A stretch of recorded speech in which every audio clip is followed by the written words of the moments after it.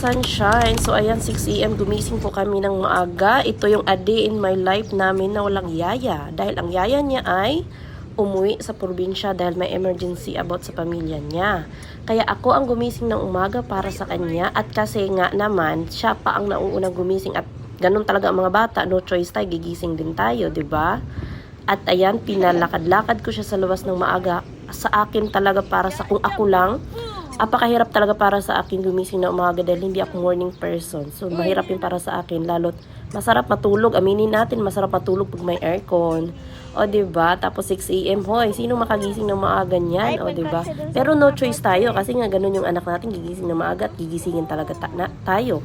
Oh my God, nakakabo. Sorry kung nabubulol ako, no? So, mahirap pala mag-voice record dito. So, ayan, nilakad-lakad ko siya at ang ganda ng init kasi mga 6 AM, magsi 7 na to. So, sakto talaga yung init niya, no?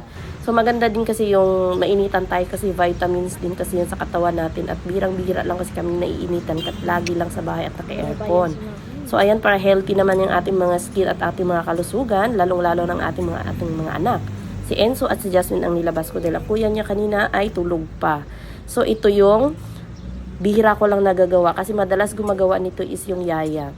Actually, yung yaya hindi nga siya ganun kadalas, medyo very mild lang siya. Hindi siya talagang araw-araw. Pero okay na din tong ganito. O, tingnan nyo naman ang aking bata batuta na yan. So, 1 year old na po siya. Kailangan na po niya talagang maglakad. So, ayan, guys. O, diba? Sana makapaglakad-lakad na to. Hindi pa naman siya ganun naglakad ka 1 year lang niya kasi at medyo yung kuya niya kasi noon is delay din siyang naglakad. At hindi din siya ganun kabilis nagsalita kasi medyo delay. Ewan ko lang, baka same sila ng kuya niya. At dahil nga naglakad-lakad kami, napadaan kami sa swimming pool at niloblob na namin siya. May diaper pa nga yan dyan. Ang bigat niya lalo kasi nasa 13 kilo na yan si Enzo ngayon eh. Bumigat siya lalo dahil sa diaper niya. Sabi ko sa atin niya, tatanggalin namin. So, ayun nga, si Enzo is dahil nagustuhan niya mag-swimming, parang gusto pa yata niyang inumin lahat ng tubig dyan sa swimming pool. Hinigop ba naman? Naisip ko may chlorine nga pala. Naku, baka mamaya magtai. Nakakatakot, so, diba? Ito namang atin yung mas excited pa sa kanyang maligo. Sabi ko sa kanya, hubara namin ng diaper, so tinanggalan namin siya dyan after. And then, pinaakyat ko yan sa ate Jasmine. Pinakuha ko siya ng towel, damit ni Enzo. And then, may dala kasi kaming pagkain lugaw. May binili kami dun sa gilid-gilid. So, nagustuhan niya na pinakain ko yan siya dyan. So, ako din, nagpakuha na rin ako ng damit at lumublob na din ako para makapagligo siya ng maayos. At ito na nga, tuwang-tuwa ang bata. Oh my God, tuwang-tuwa siya. Favorite niya na ngayon ang water. Kasi dati umiiyak niya siya nung baby siya. Ayaw niya ng tubig. At tinawag na namin yung kuya niya, nakakagising lang at lalong gustong-gusto din naman mag-swimming. Ewan ko ba itong mga bata, no? Apakahilig na mag-swimming. Ako naman tamad ako, birang-bihira ako lang gamitin yung swimming pool namin dito. So, kita nyo naman yung mukha na yan. O, diba? Tuwang-tuwa ang bata. Bihirang-bihira lang yan nagagawa sa buhay niya dahil iwan ko ba dun sa yaya niya kasi sabi niya, pag ayun ko alam mo, pag mga sinauna, diba, nilalagyan niya ng mantika sa likod, mga efficacent ba yun, yung mga ganun. So, ganun ka-protected yung yaya niya. So, wala ngayon, kaya mami-mami na lang rules tayo ng mami ngayon. Pero gusto ko din naman yung mga ganung rules. Parang nanay lang natin, diba? O, diba? Parang natuwa na din yung nanay dyan. So, ayan, nag-i-enjoy sila. Parang bonding na din sa amin itong mag-ina. Kasi wala naman dito yung daddy nila, nasa abroad. So, ako naman, minsan-minsan, binabanding ko din sila. Kailangan din kasi yon. So, ayan naman si Enzo Koy. Ayan.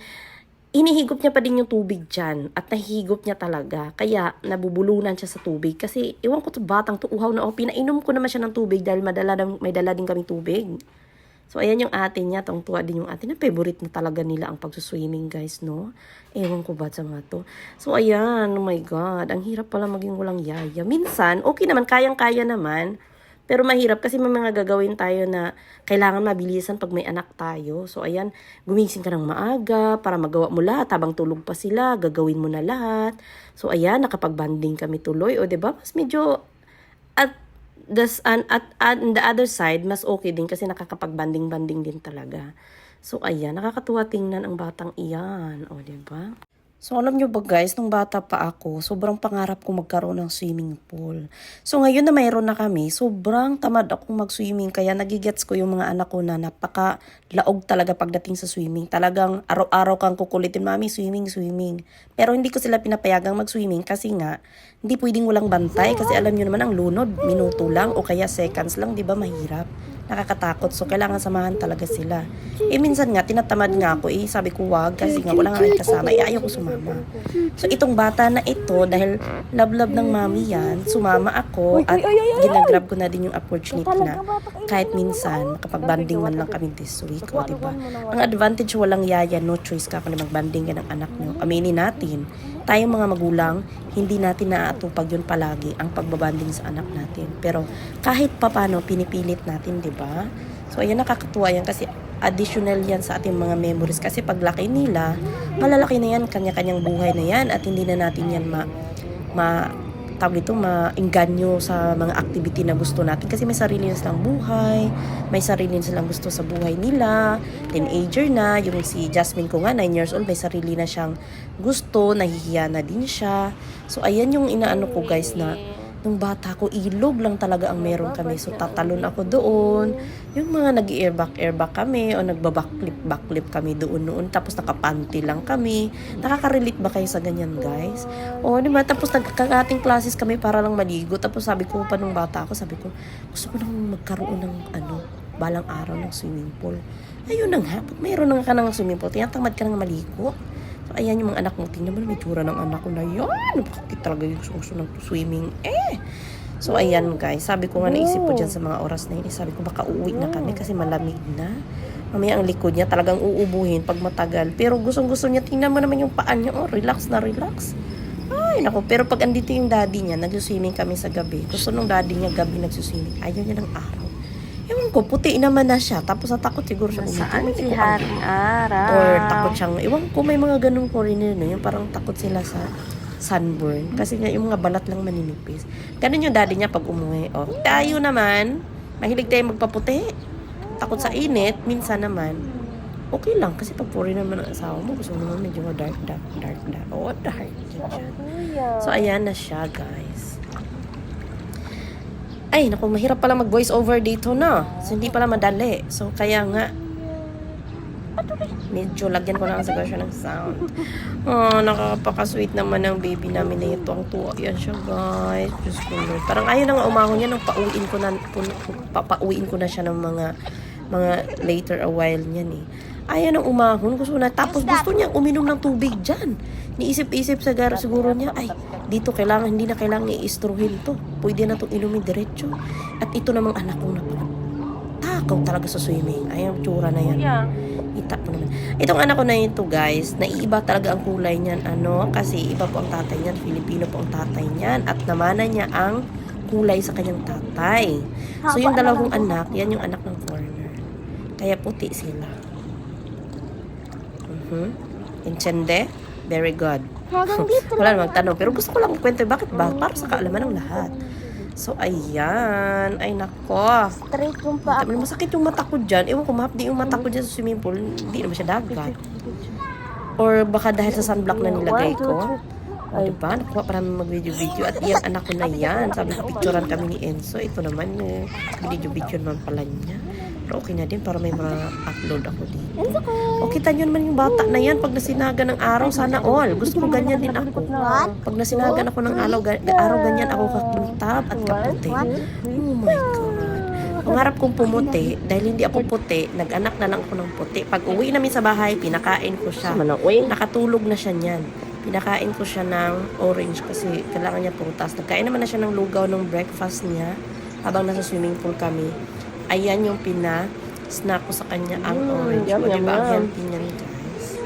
Orange. Kaya lang, iba yata ang pagkain ng orange niya. Inapak-apakan niya, dinurog-durog niya. Kung ako si orange, umiyak na ako. Tingnan mo naman ang itsura ng orange na yan, guys. Kawawa na. Kawawa na kasi durog na durog, inapakan na. Durog-durugin. Oh, kita mo yan?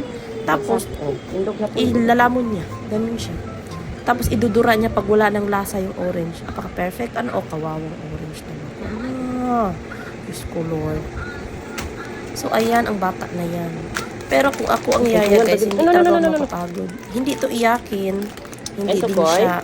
Samahan mo lang siya dyan sa loob ng hindi na siya iiyak. Hindi, cute din naman siya, di ba? Kung ako ang yaya. Pero kung ako ang yaya, ako ang magyayaya, tapos ang bata hindi cute, tapos iyakin pa, ay natutuok din ako yan. Joke lang, bitaw. Dili po tapos habaan yun na to itong pasensya Sarap pagyaya. naman ng orange na Sumuuna yan. siya. Tanawa.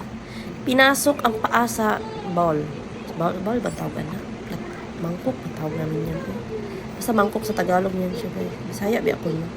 So and then, pinalunch ko na siya.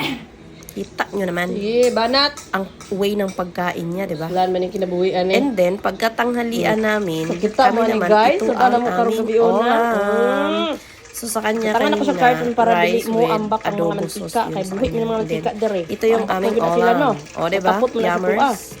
Sumuni Yan ang guys, buhat. magsariling bahala, sikap boy, tayo kwarta, dito, sariling basta luto crispy tayo pata dito ang dahil sudan. wala tayong tagaluto. Ano na discard Wala diha? tayong yaya sa panahon muna ngayon. ang Ang kahirap karon. maghanap ng yaya. Madaling Ang maghanap pulis ng ang yaya. mga anak ng gabi. Mahirap maghanap ng yayang mapagkatiwalaan.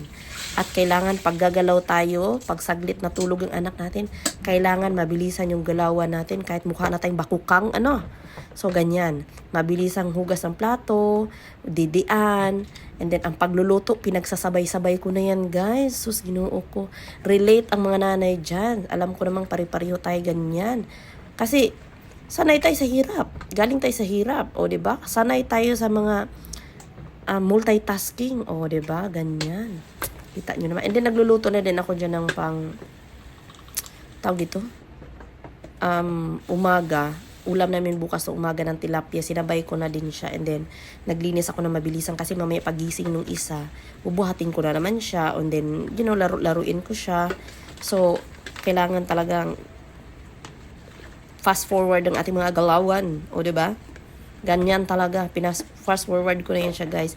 And then, alam nyo ba, after ko niyan, maghugas dyan, maglinis dyan, pumunta ako sa CR. Chinek ko naman kung okay na. Hindi ko lang siya na video, no? Kay, wala ba ako taga-video, no?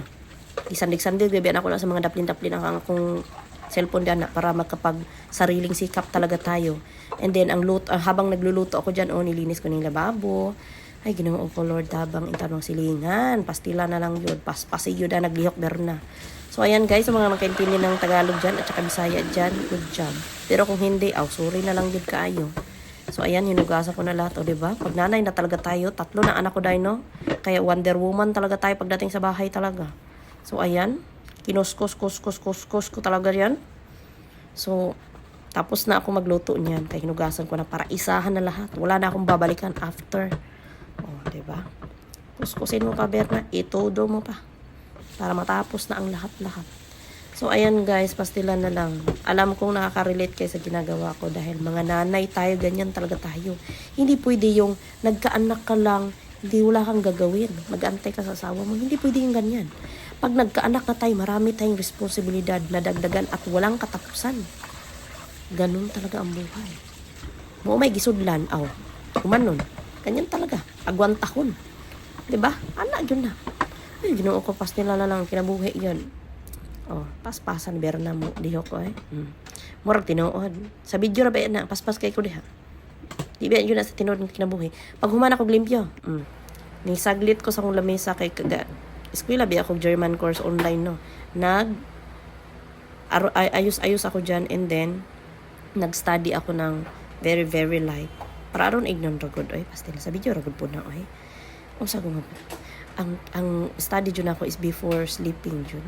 Pero gisilip dyan ako ang mga paper di anak kay kasi hindi additional maka-add sa atong mga learning brain cells nato di ba? Diba? Pastila na lang yun og dire na lang kutob ang akong mga liham. Unta mo tan-aw mo sa akong video no humanag yun ninyo og pag-comment mo kung okay ba o hindi pag-suggest mo kay first timer bi ako dire no. So, i-comment ninyo kung okay ba ang aking video, kung ano ba ang dapat ayusin at hindi. Para sa susunod na video na gagawin ko is maayos ko na siya at turuan nyo naman ako. Kasi gusto ko din yung kinokorek ako minsan, no? From the heart, ha? Hindi yung from the hate. Diba? So, ayan guys. This is for today's video na lang yun. Thank you. Bye!